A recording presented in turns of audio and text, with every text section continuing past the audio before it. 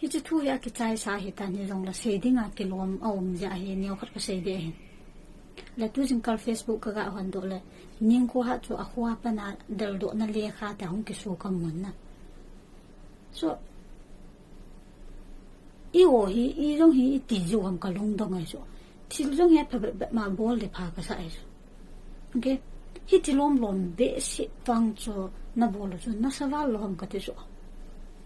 aji chu hi chinu chu ka hu a ka se lo pi mi him ki te chu til bol khil nei lo kyung lo ai so nyan jana Facebook a jong viral de WhatsApp group ma jong viral de aman jong ki het nin til an ko ten ki het ta de hi cha chun na de yin ho ta sul chawai na ti nong ho ta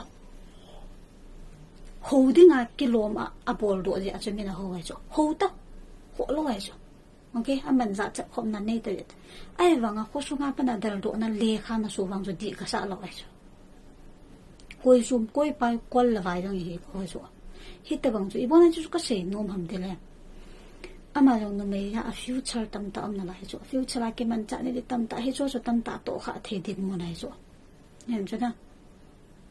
ke de chu hi la ngai dam thum sa ta ngai dam a thum jong la hi te chun ke sai ta ve ta ngai dam a thum zo kal wa la hi chana amin si zo kal wa la ve kha an nung bol la chun khusung na ti wa manipula pa na dal do to amen ka pe na lai chu tu ve kha a bol khil wang chu hi ti lom lo man na tham wang chu tham kha na sa jap lo ham ta kam moi chu na sa jap ne ta kam moi chu na di ka sa be lo hai chu so pi chu tiang la ka de lo pa chu ne kha kha se hin I pi jong le hi chin ma ko na so koi na hi vin chi na ne vin lang na khala jong hi a pha ma bol de angai jin nu mei pa sa la jong dip be se angai pon na a koi na hi vin hi chinu chu ki ve vin lang hi tia ka chon le hi ti koi hi ki ho pi dinga kilom lo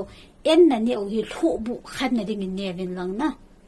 hui chi bol dinga kilom sei dinga kilom hui chi to ki ho dinga kilom ham ti ki het chol vin lang na hi hin kyum vin lang paten chi nan nei vin lang ki hil nan nei to chu ban le ka sei nom choi pi ham tila Facebook la dinga min hi chi pa chin ta an pu sile na dem ki ngai so gam hui sira na hi ti be se wa ka te min an pu si ja oi chi pa ta a chi ya ti ki hi ai so gam le na ma tong khai pu na ga te na hi ti ki chi sa o ka te so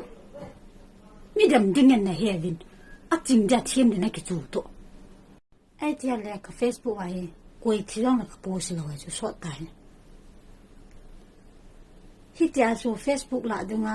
mi thi po so su dem to dem na tho sang chun hi chi adem ho chun front line a ho fon din lang koi thi rong la dim ka hi vin he jong in he sai vin de ta lunga amon ne he sa lo la na hon jong gam hoi city ne he diwa ki chi sa jong he pha be min bol ta na tu ban te ra ai ta